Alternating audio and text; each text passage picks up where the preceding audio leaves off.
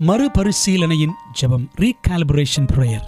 அது என்ன ஜெபம் அப்படின்னா, வேறு எதையும் தேவனிடம் கேட்பதற்கு முன்பாக இருதயத்தை தேவனுக்கு நேராக திருப்பி பாவ அறிக்கை செய்து அர்ப்பணித்து ஜெபிப்பதே மறுபரிசீலனை ஜெபமாகும். தினந்தோறும் ஜெபிக்கிற ஒரு அனுபவம்.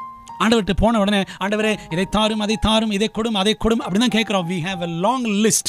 our religion has become need oriented. நம்முடைய இந்த பக்தி வாழ்க்கை எப்படி ஆகி போச்சுன்னா, ஏதோ தேவைகளை கடவுள்கிட்ட சொல்றதுக்காக வரக்கூடிய ஒரு வாழ்க்கை என்பது போல நான் வாழ்ந்து கொண்டிருக்கிறோம்.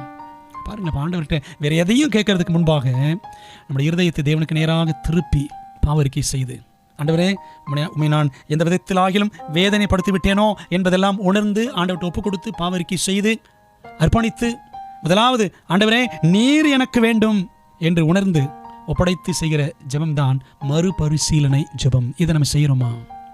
இதை செய்யணும்னு நமக்கு தோணுதா? நம்ம சர்ச்சுக்கு வந்தால் தான் பாஸ்டர் சொல்லுவார், முதலாவது நாம் பாவரிக்கை செய்து ஜெபிப்போம் அப்படின்னு சொல்லும்போது தான் நமக்கு இந்த ஞாபகம் வரும்.